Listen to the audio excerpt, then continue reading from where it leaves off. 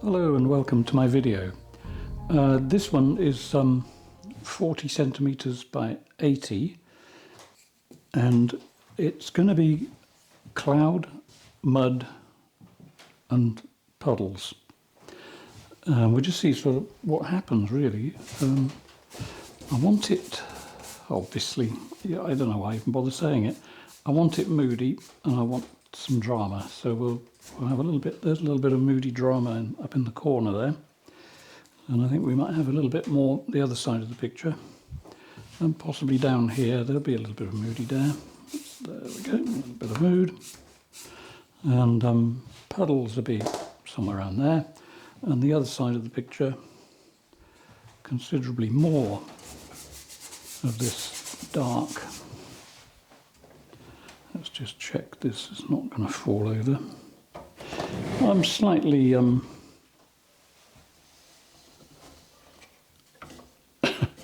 getting a reputation for not tightening up my easel.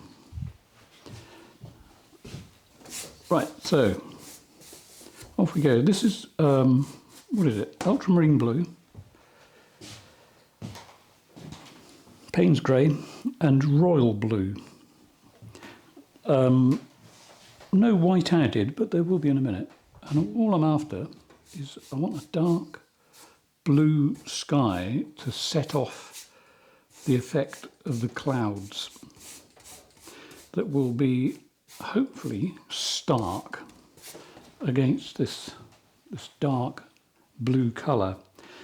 And we're going to have a little bit of,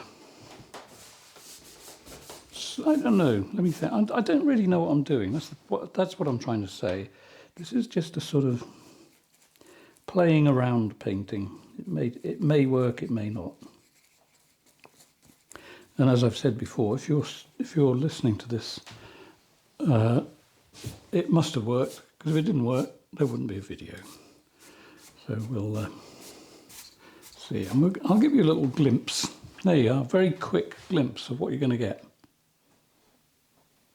Hope that worked. If it didn't, you've just stared at the screen for nothing. Let's have a nice bit of dark sky there. It's going to be a tree, I think, here, but down here all grass. No great distance in this one.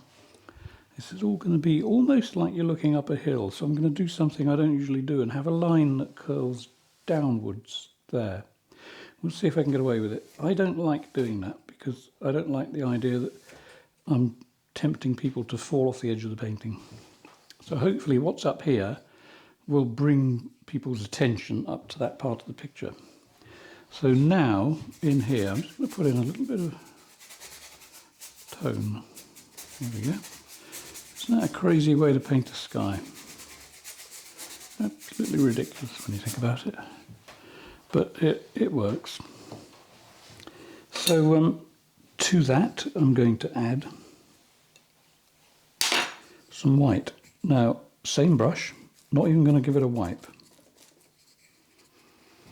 All I'm going to do is, as I said, add a bit of white to it and just push this on here.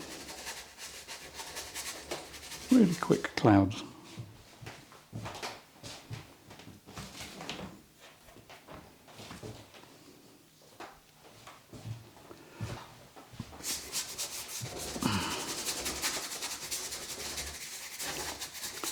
A bit of tone there until we run out of places to put it. So just a little bit there.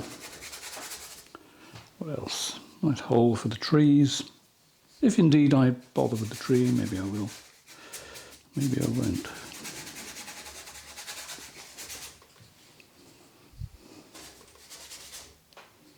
Let's have a little bit more there. Do I want a graduation between the two? Perhaps. Let's just put a little bit there, like so. So don't forget, mud, puddles and clouds. There we go. Perhaps you can see where the cloud is starting to appear. Right, now I want to go to a clean brush. So some white paint straight from the tube, not doing anything to it because there's enough paint actually on there for me to finish the clouds just by adding a few nice white highlights. Now the thing about this, because I've got all these tones on here, what's going to happen is the white on this brush will get very quickly contaminated, and it's already starting to show. So all I'm doing, you know, without any thinners or anything, just pulling off the paint, like so. Picking up a bit more clean white. Let's have a little bit there.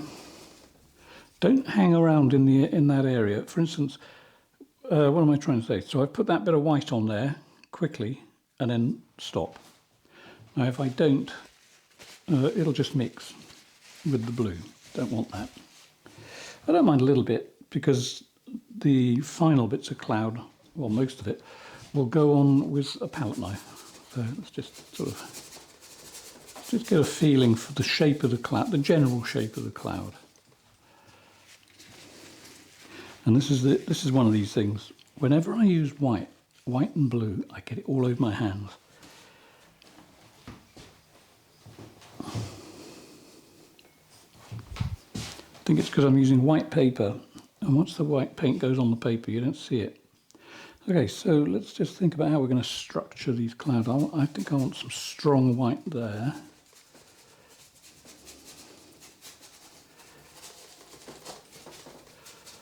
For now, nothing is set in stone. Still going to leave that sort of slightly paint free in that area, because there will be, as I said, a tree going there. Let's have some white up there. I know this is white at the moment, but a lot of that is just the gesso on the board, which for those who are interested is 5mm thick Okumi plywood, and haven't painted on wood for a while actually. A lot of my recent paintings have been on canvas. The reason being is literally the size. I've done a few Zoom classes where, you know, I do a 2-day event. And for a 2-day event, I tend to paint a large picture, and canvas is just better for large scale because it just doesn't wobble so much. It's got a good structure to it, so that makes life a bit easier. Right, so over here I think I might darken that down. I don't think I want any white cloud there, so I'm just going to sort of put a bit more of the blue and the Payne's grey over that area. I think that'll be more interesting.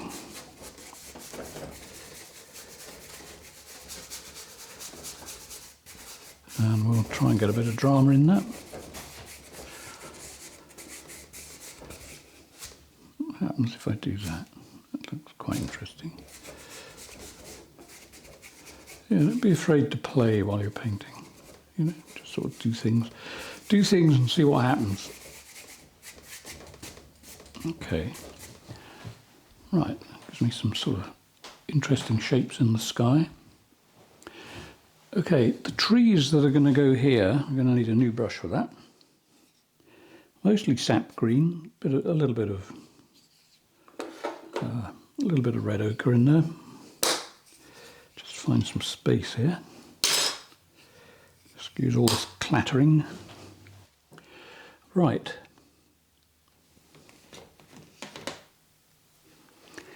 Sap green and red ochre. Before I put in the tree, I really need to come to a conclusion about certain aspects of the sky, and possibly a quick bit of blurring. I might do the blurring first. I'm going to do this sort of a slightly different way round. Let's do some blurring.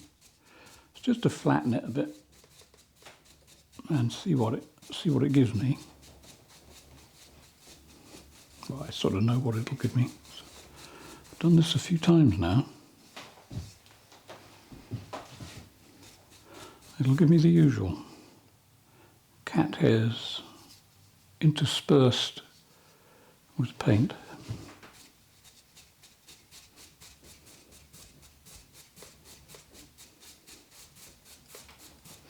Talking of cats, where's my cat? Tiger Lily. We were working out last night the age of the cat, and in cat years she's approximately 44 years old, because I don't know her exact birthday because she just turned up here one day. Very, very skinny. Not so skinny now, which is good. But she's fit, very healthy cat. But in cat years, yeah, she's 44. So I know cats don't exactly think the way people do, but it's quite a nice idea to think they do, you know. I don't know, what do cats think of people? Sometimes a cat can be incredibly affectionate, and other times it basically wants to destroy everything, including the person who feeds it. But yeah, so she was a kid when she arrived, and in cat years, she's now 44. So, but I'm sure they don't see things the way we do.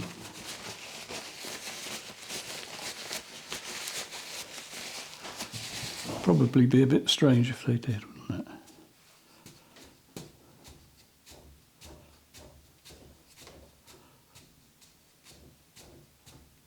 Okay, so this is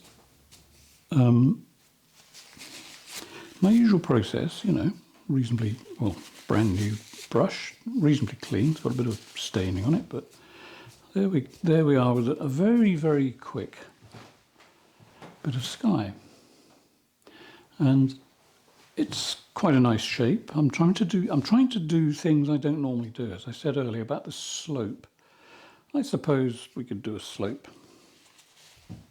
Well, we've done one.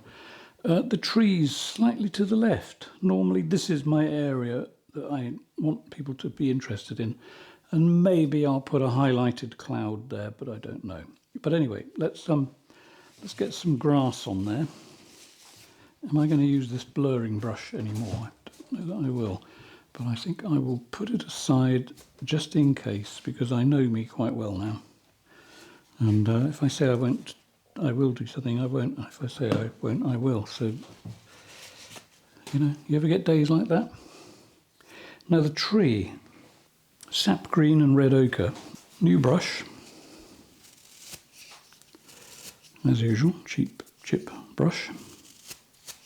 And the tree, how are we going to do the tree?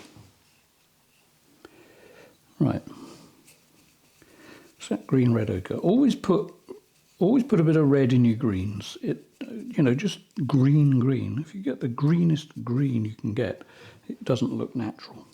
It really does need a bit of brown in it. And a lot of people tell me that, well, they can't see it. They go out and they look at the trees and they say, yeah, but it's just green. But it's not quite just green. The only thing I can recommend is that you add a bit of red to your greens and you'll notice a change. Okay, so what shape is my tree going to be? This will be the base of the tree, obviously, sort of here, and the tree will work up from that point. Now, trees. How do you paint trees? Well, the way I paint them is like this. It's untidy and messy, and try to get the feel of the wind in the leaves. It's the only way I can describe that. When your brush starts picking up paint like that, just take it off. I don't care if I pick up a bit of sky on the brush, but not quite yet. I want to get some nice solids in there first. But I will use the colour of the sky to make an interesting effect with the tree. In other words, it'll give the feeling of the branches thinning out and light coming through. And also sometimes it can give the appearance of a load of twigs. Okay, right. So, dark at the bottom, really dark down here. Okay, don't be precise. No, absolutely no point in being precise at the moment. Let's get a bit of Payne's grey into it as well. So, just to make it absolutely clear, sap green, red ochre, Payne's grey. Dark shadows under the tree. That's where the darkness is going to be. And then we need to sort of make our tree appear.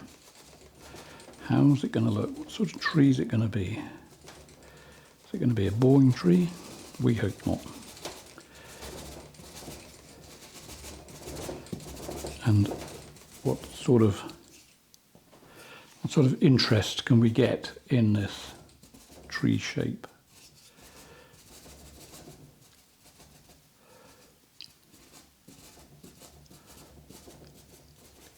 Okay, so there's a start. I don't want it to look like a green blob.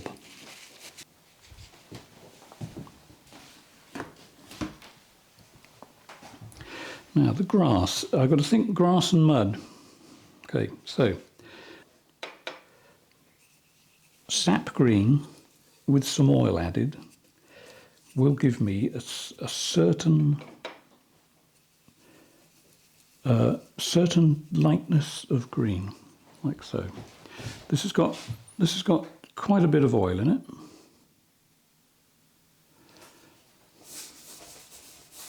And if I do that with it,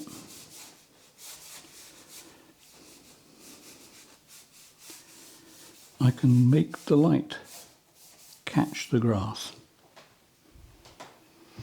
And I'm going to have a puddle in some mud that'll disappear off there. Get a bit more oil. Don't be worried about adding a lot of oil. I mean, it's, you know, oil paint doesn't have to be thick and straight from the tube. It can be thin.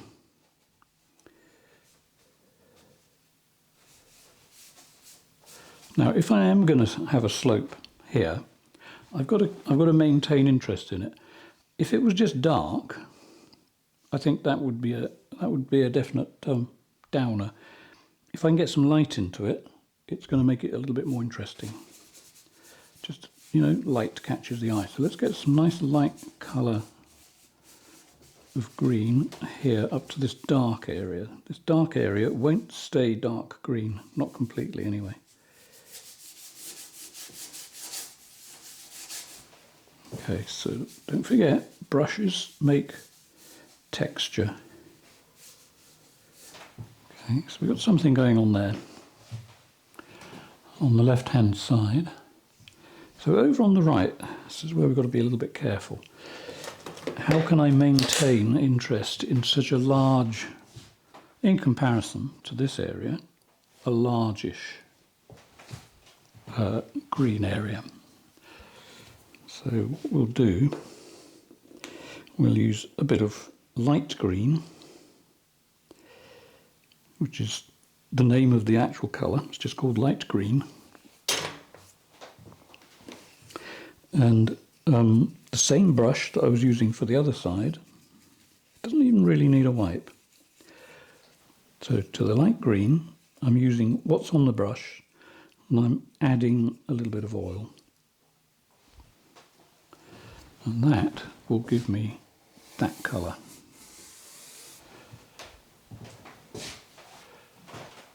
And I think you can just about see the difference between that colour and this colour. This is sap green with oil applied very thinly. This is light green with oil, but applied slightly thicker. So let's just see if we can get a little bit of light just hitting the ground there. How does that look? Good. Right, so we're going to use that. I'm going to take that right across there, I think. And we're going to push that up into the sky over there and sort of blend the two together a little bit, because that will give me a sense of drama, but it'll also give me strong light hitting the ground. Hopefully when I finish with the trees, once you finish looking at the trees, because I'll put some tree trunks in there, very simply, then your eye might go off along here. Now if that feels as though it's working, I want to get people to come back, so then I might increase a bit of cloud just there. Let's see. Let's just fill up a few gaps there.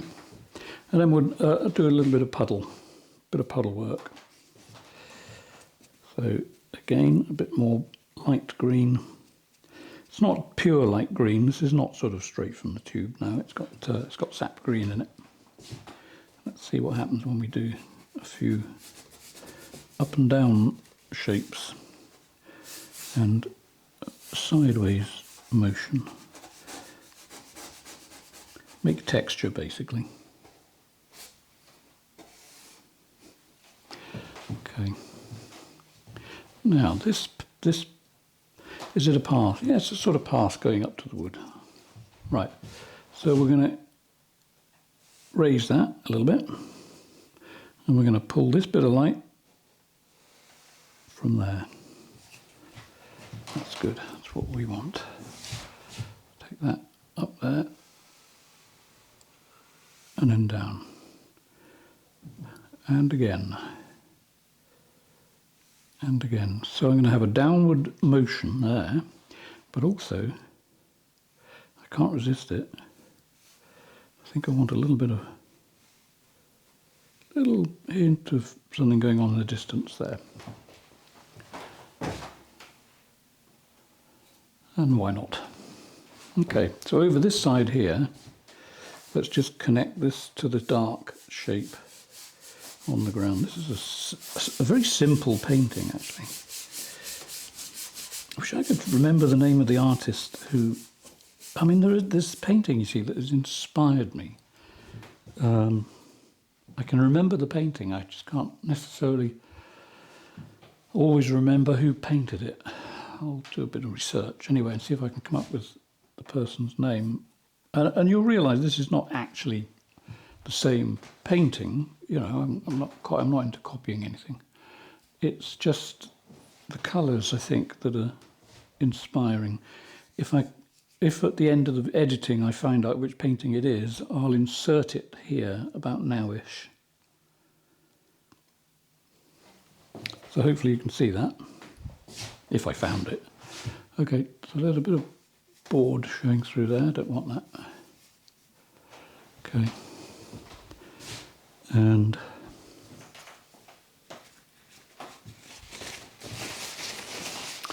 what are we going to do? What are we going to do? Good question, Stuart. What are you going to do? Right, let's get some Payne's grey, sap green, a little tiny bit of red ochre. I don't use many colours, do I? It must be getting a bit boring, but you know, what can you get out of just 3 or 4 colours? In fact, what is this? This is ultramarine, royal blue, Payne's grey, sap green, red ochre. Did I already say that? I don't know. There's very few colours anyway. And incredibly simple composition. Right, a little bit of light there, just a little spot. Do I like that? Probably do. You know, don't be in a hurry to fill up gaps. If it looks good, leave it. Now, the profile of the tree. Am I happy with the profile of the tree? It's sort of interesting. I could make it more interesting. So I'm going to try. So let's just see what colours are coming off the brush. Oh, it's very dark, man. That's okay because I can tone it down. Always remember, if you particularly at the beginning stages, if you've got darkness, you can always lighten it. Okay, it's easier to lighten it than it is to go the other way. So let's just give this a bit more of a hopefully a bit more of an interesting profile. But I also like this thing about getting the wind into the painting, get the wind rustling through the leaves if you can. And it's one of those little tricks that once you figure it out, very useful. Okay, let's just very thin bit of branch there. Okay, do I like that profile? So what I do when I say do I like something, I go away, I go down the other end of the room, look in the camera. If it looks good that big in the camera, then it's usually okay. All right, it's just a little bit of darkness there because I'll be using it. This isn't the final edge of the tree, I'll be using paper in a minute. Okay, so we've got our nice dark shadows down in here.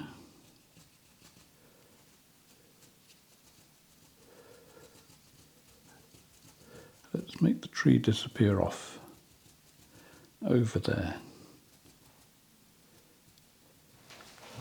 Okay. Why not? Now then. Okay, so piece of paper. You want it as bumpy as you can make it, which means doing all this stuff.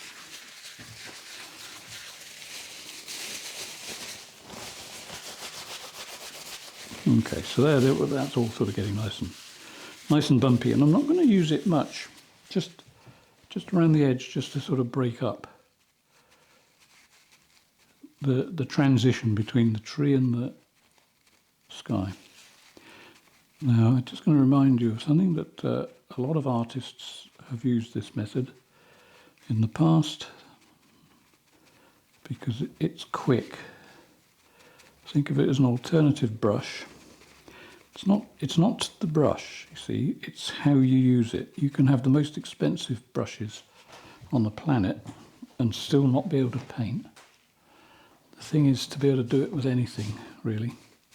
When I was a student, I couldn't figure out why they used to say to us, just go out, find a stick, put a twig about so thick, snap it so you've got a really furry, ragged end to it, and then dip it in ink and draw with it. And I thought, well, that's pretty dumb. What did I know? But they were right. If you can do that, it doesn't matter about brushes. You could lose all your brushes and still paint a picture.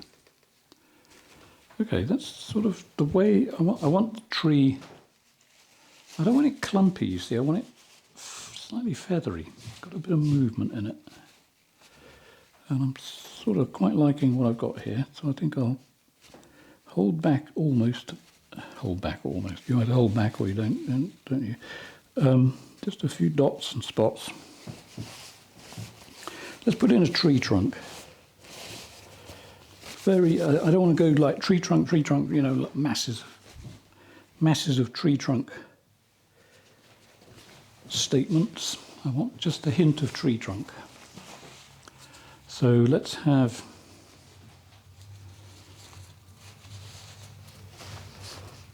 I was almost tempted, by the way, to put a building in this. I know that people want to see buildings. I just don't particularly want to paint them. Done it a long time ago, many times, and I got fed up with it. I just like the idea of raw nature. Now, there's something very accidental happening there. Quick look at it close up. Right, let's zoom in a bit. Let's try and zoom in a bit. There we go.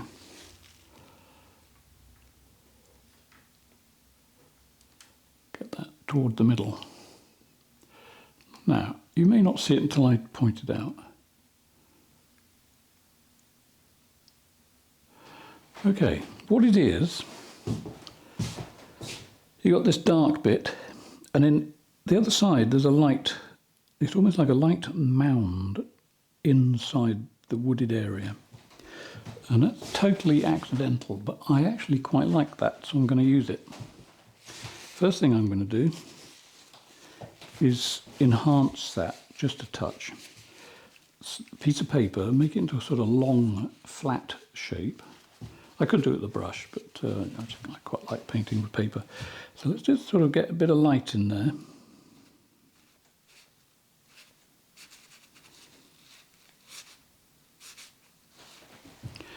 Is that all I need to do? Nope.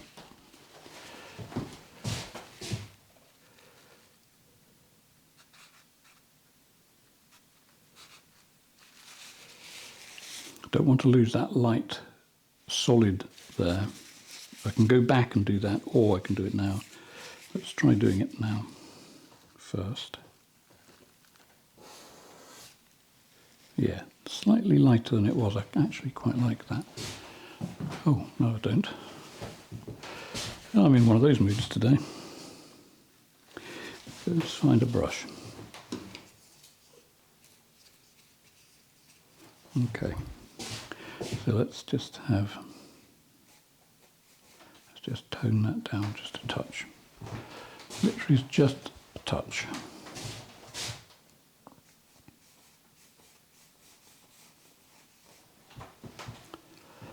How's that looking? That's doable. I want to lift this up a bit, not with that there. Find the right brush in a moment.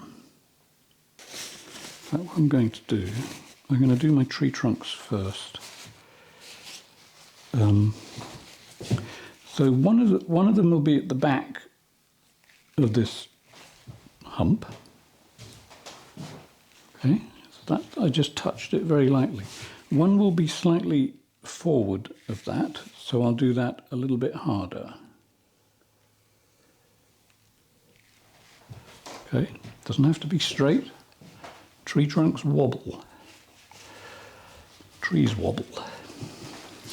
So another one, let me think, yeah, a little bit further back in there. But it's got a bit of light hitting it. Sort of slightly mysterious. Make a new brush.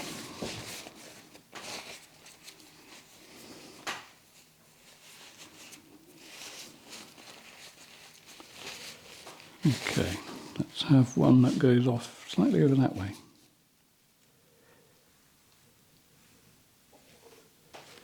Okay, and let's have one over there that just appears slightly. Now these are very subtle at the moment. They may come over quite strongly on the video, I don't know. On the painting, yeah, they're quite subtle. When it's dry, I might just touch them with a little bit of white paint. That's quite a nice effect when you do that. So over here now, let's see what we can do here. I think I fancy a whole load of little, yeah, little whatever they are, you know what I mean by it.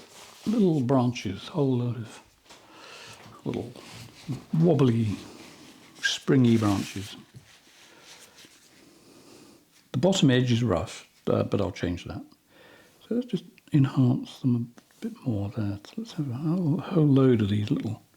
What sort of tree is that? Willow? I don't know. Someone will know.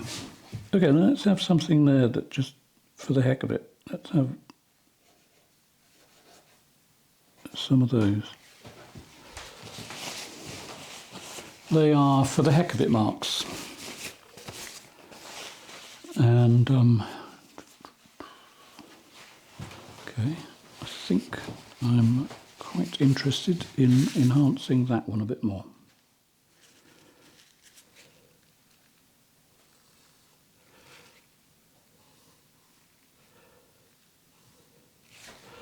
Right, that's reasonably effective. Now, where these little trees come down here, you see, they're not necessarily going to be out that far in front of the tree. So this bit of grass here is going to be in front of them. So I need to push them back a bit at the bottom, at the base. So I'll show you how to do that. It's just a bit of light green. Same filthy brush, this one. Okay, all this dark stuff is on this. But if on the tip I put a little bit of light green,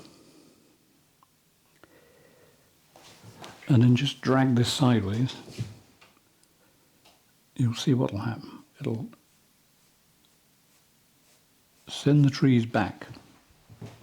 So now they're not out sitting on the green grass of home, they're right in the background. There we go, that's excellent. Now then, I want a bit of light, just like there, there, here and there. Puddle. Puddle and path. Puddle and path. It's like a muddy path, perhaps with a little bit of puddlery in it. So how am I going to do the puddlery?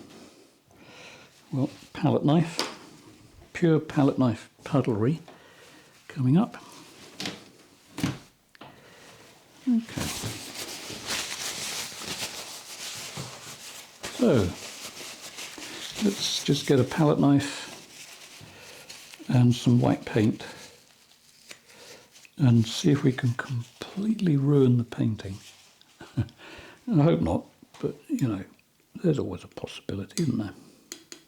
The thing is, you know, again, I repeat. I even repeat the word repeat. Experiment. Take chances. If you don't, you won't actually get anywhere. So this is it a path or is it a puddle? I think it's a puddle. It's a sort of mix between a puddle and a ditch. And so let's just put some water in it. And to do that is just a bit of white sitting on the palette knife, and I'll just sort of do this until it runs out. And there we are. We have the beginnings of a little bit of ditch water. Who would have believed it, eh? A portrait of a ditch. You've got to see, all through history, you've got, you know, in the history of art, you've got amazing, stunning, beautiful paintings of various things, and then someone comes along and paints a ditch. Do you want a ditch to ordain your wall? Well, if you want one, I'm the ditch man. Okay, as you can see, or probably tell, I'm in a slightly silly mood today.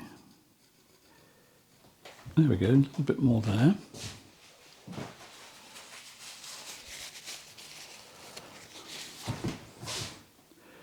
Now, water, I keep telling my students, when I do Zoom classes, which you can attend, you know, they're always fun.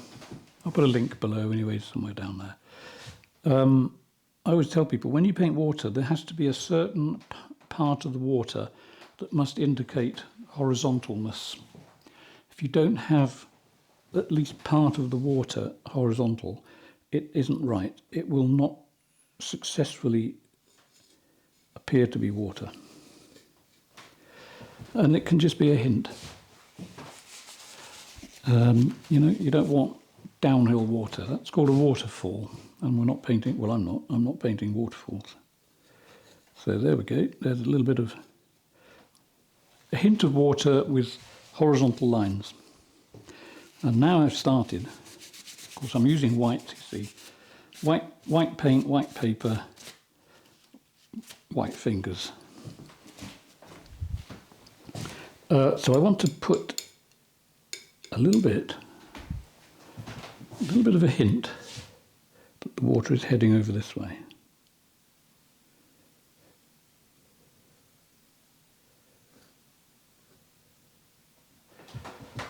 There we go. I think that might be far enough.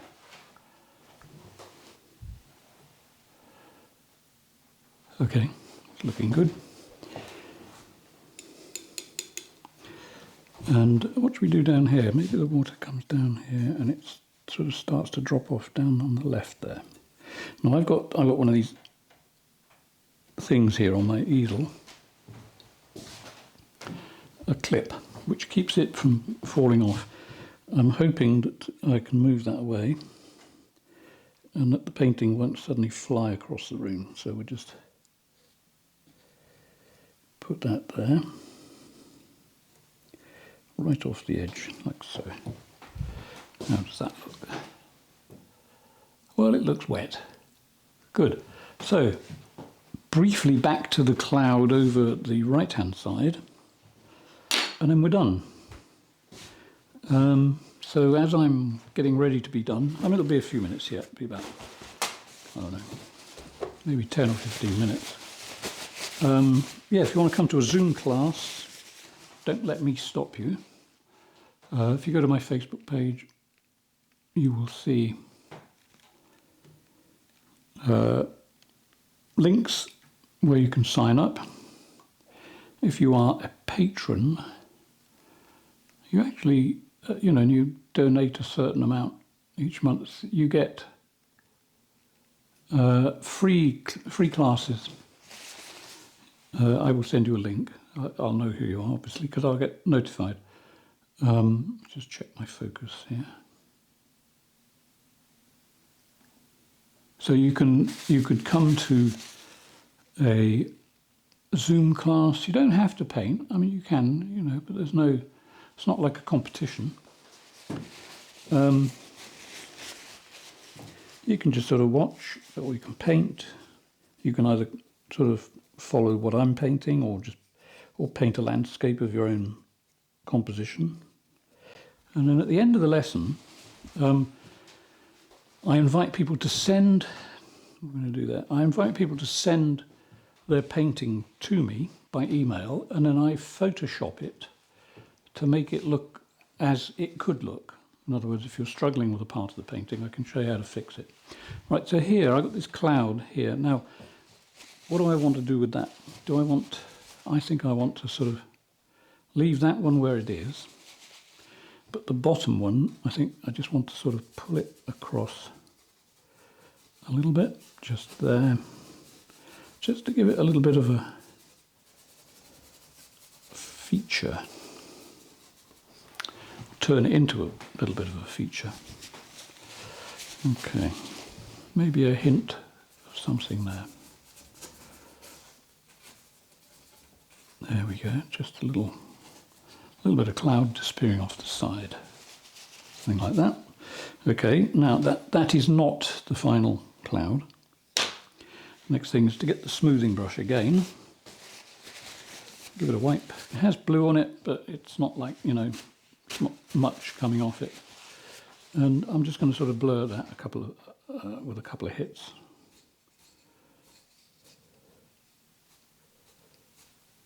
Barely touching it.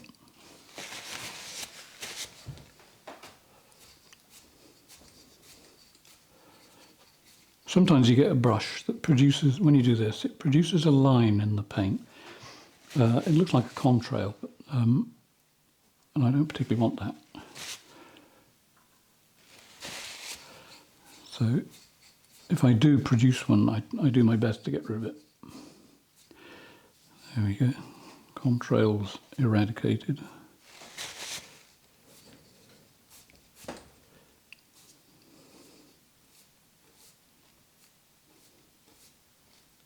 Except for that one.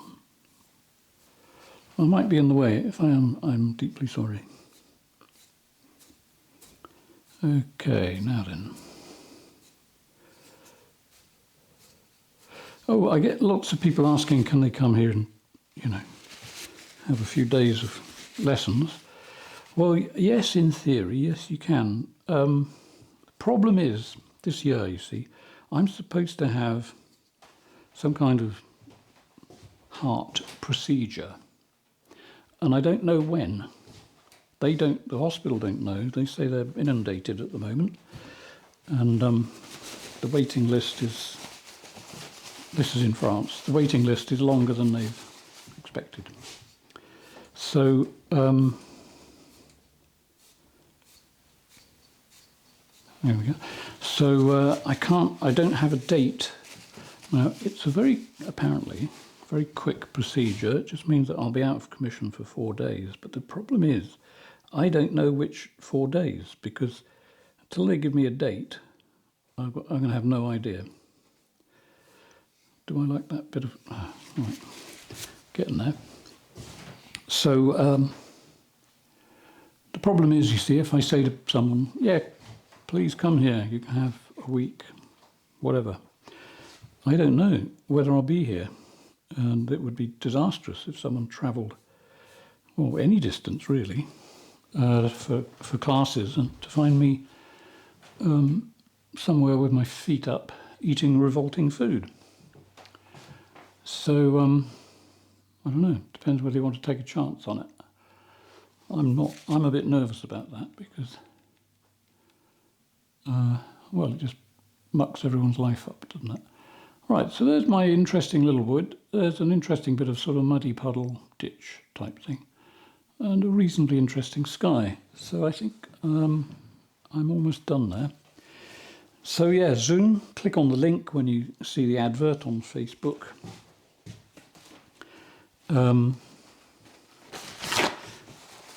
My advice is, you know, as I said, hold off if you want a book coming here. I'd really like to do it, but you know, I just don't want to. I don't want to muck people about. What's that there? That looks like I've missed a bit of paint there.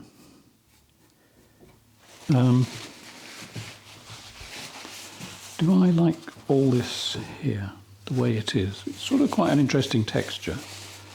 And you've got the light coming across, I guess, down that way there, which is hitting the ground. That's sort of okay. There's an interesting dot on the horizon.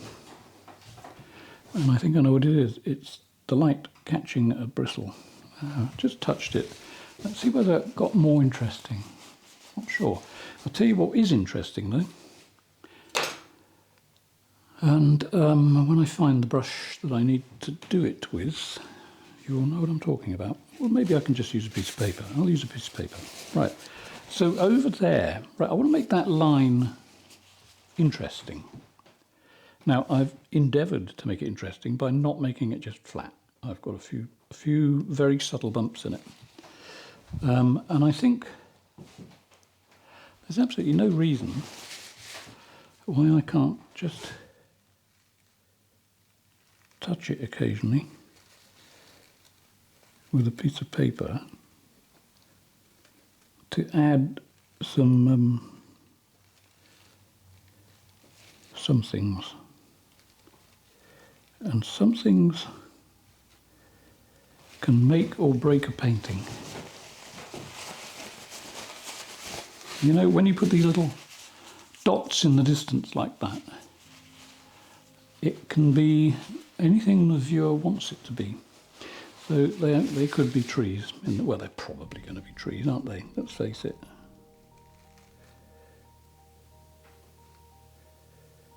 Just a few marks. Like that. And I think I'll leave it at that. So there we are. There's a quickie for you. Let's zoom back, give you the whole view.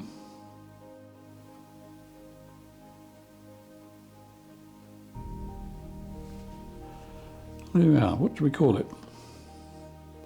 Muddy Puddles. Well, thanks for being here. And one thing I just have to do. One thing. Sorry about this. Or maybe I'm not sorry. If you enjoy being here as much as I enjoy painting, then you won't mind. It's just that I'm quite happy with the effect of the wood here, but I think I just need to do that in a couple of places, like so. And I'm really stopping. So yeah, I hope you've enjoyed that, and I hope you've learned something, and I'll see you in the next video. Bye for now.